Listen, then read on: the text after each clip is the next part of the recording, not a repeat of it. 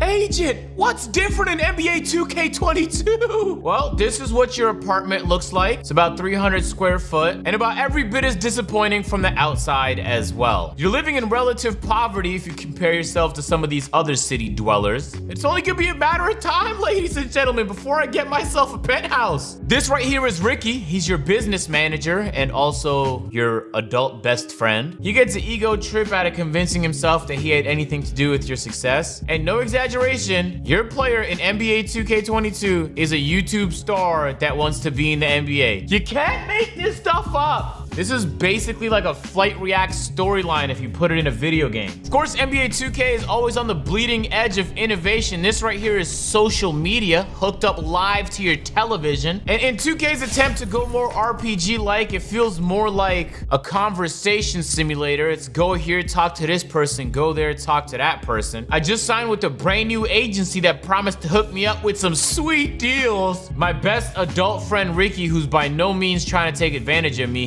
he's working out the kinks.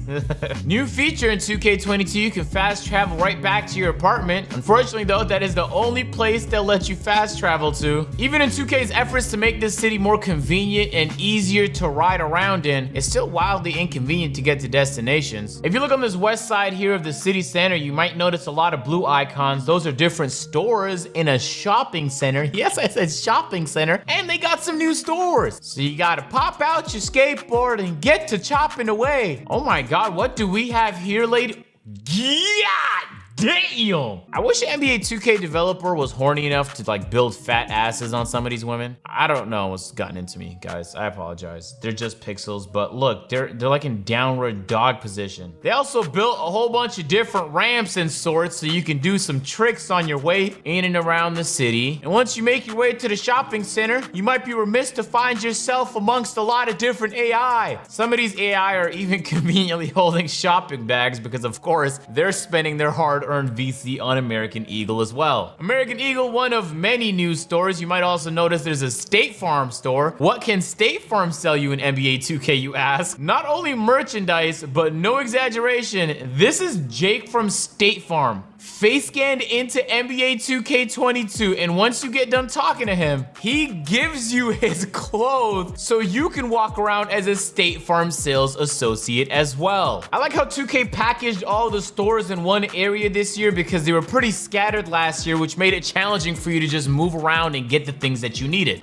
Oh, Tony Hawk, by the way. They don't all have their own individual stores. Some of them are probably gonna be like in JT Sporting Goods or Swags as like seasonal or temporary drops. Unlike 2K21 Next Gen, both the board and the ball are free and you start with both when you enter the city. Like last year, there's 4 different boroughs or affiliations: the Western Wildcats, the Northside City Knights, Heights, the Beasts of the East Side, and of course the South City Vipers, Hypers. When you load into the city, they throw you in one randomly. You can choose to switch if you'd like to. 2K also added in 3v3 and 1v1 matchmaking for those who wanted a convenient option. But in true NBA 2K fashion, they made even the convenient stuff inconvenient for you to reach, because for you to even play 1v1 matchmaking, that's not an option in your main menu. It's a place that you have to set a waypoint for and actually inconveniently travel to. It's not hard to miss because once you spend 3 minutes skateboarding to the destination, there's a big sign that says the market. So you go to the glowing light and you press X, and here you go, you finally match made in inconvenient fashion. I'm pretty sure this was like a 2K19 dodgeball arena. I am playing this on day 0, so I had the game before launch, so I'll be honest with you, I've been waiting here for 20 minutes. I have not found a game. I do appreciate this guy's enthusiasm. Part of me believes if he did a better job, maybe people would be here in matchmaking waiting for me.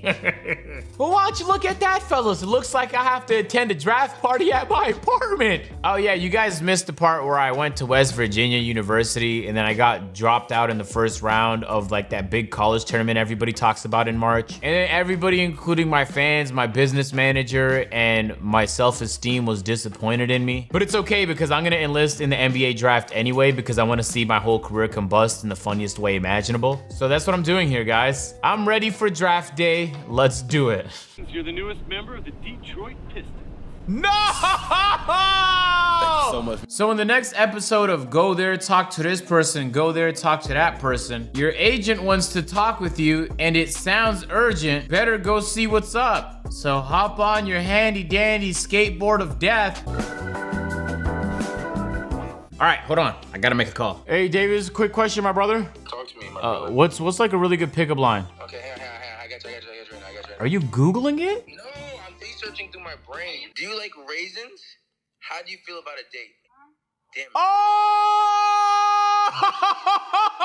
Oh! Do you like raisins? How about a date?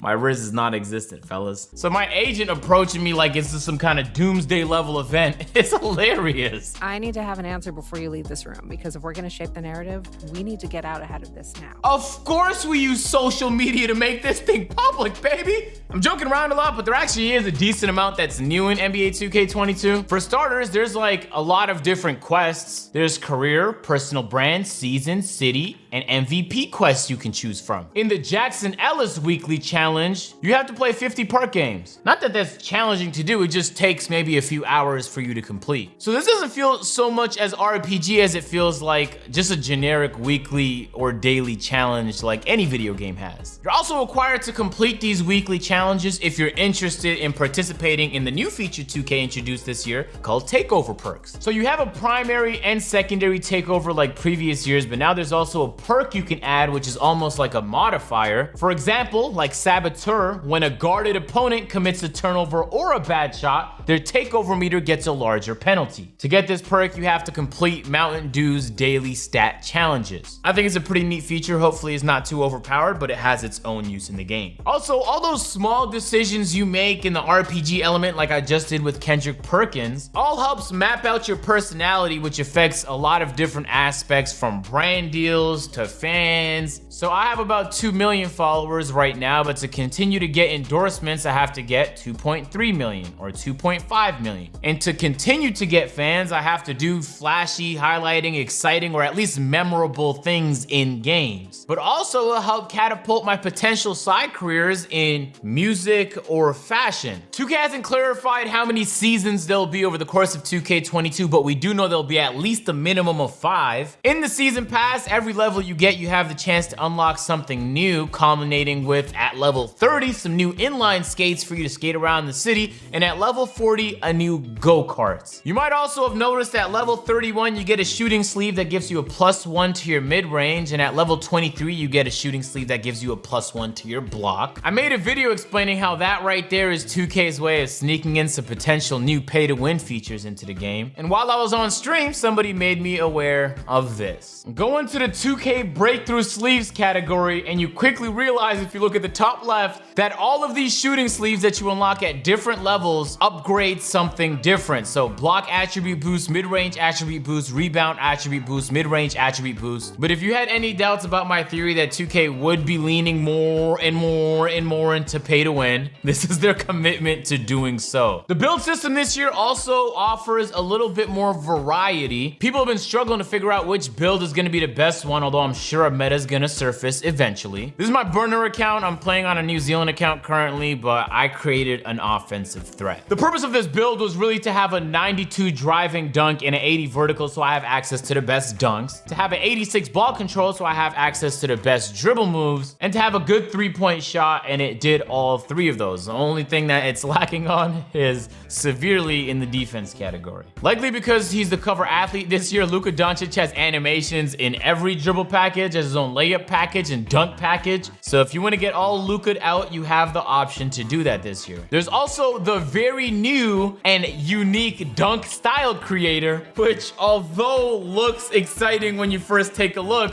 when you get down to the nitty gritty, you quickly realize that it's really just genres and subgenres of animations that already existed in previous 2Ks. Windmill reverses. So you're not really creating dunks as much as you are categorizing them in different ways. The one big pro is that you could actually create different profiles this year. So if you want to have a profile for Park and a profile with Pro-Am with different dunk packages, you can do that and have it saved.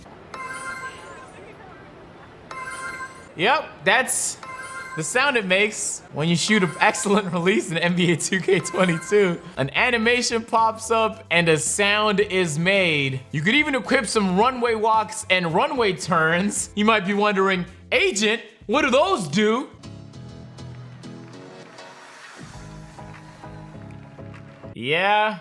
Yeah, I bet you regret asking, huh? I can't tell if I'm impressed or highly disappointed that 2K decided to spend some of their time creating this random runway in a city. I want to go into a different timeline where this game doesn't exist just because of that 5-second clip. But if you're fortunate enough to not die of cringe, you can walk up to this Kobe mural, Kobe court here. It has like the reptilian Kobe Bryant vibe and the beautiful. I'm so happy they did this, man. They didn't have to. They could have just left it after last year, but I'm glad they brought it back. Kobe's my favorite player of all time, man, so this means a lot. And then right underneath that is the garage courts, which are making a return in NBA 2K22. All you gotta do is take out your ball, and assuming there's no game going on, you can just walk onto the court and hoop with some of your buddies, fellas. I love the level. I don't want to say I love it, but I like the fact that there's just random mountains in the background. I also love the fact that on a console game, for some reason, they allow you to adjust your motion blur if you go into the settings. That's pretty cool. And for whatever reason, if you got thirsty watching these brown shirts throw up their bricks, 2K has a solution for that as well. Hey, what's up? Have a good one. This year's Gatorade training facility doesn't look too different from last year's, and just like last year's, it also punishes you if you forget to throw on your headset. Once you throw on your headsets, you can head upstairs to the rental course, which you don't rent anymore, but only after taking your headphones off to be punished further. Yeah, this year the rental courts aren't rental courts, you just reserve them. They're for you and your friends only. They just forgot to replace the text above it that says rental courts. Lazy mistake from 2K. A lot of the dribblers are actually enjoying the dribbling so far in NBA 2K22 on both current and next gen, which is surprising. If you haven't gotten a chance to see it yet, this is what the aggressive skill dunks look like. There's a dunk meter this year when you attempt them. The dunk meter is only for the aggressive skill dunks. If you want to do a regular dunk, there's no meter for that. You just attempt it as you usually would. But to do contact dunks this year, unlike last year where it was very overpowered, this year you have to at least time it. It's not hard to time it, but just like jump shooting, you have to account for latency because there is a delay when you play on the city. If you're familiar with the Gatorade training facility last year, it's the same thing, bench press. Oh, that's iPod right there. Hold on, what's good, iPod? iPod!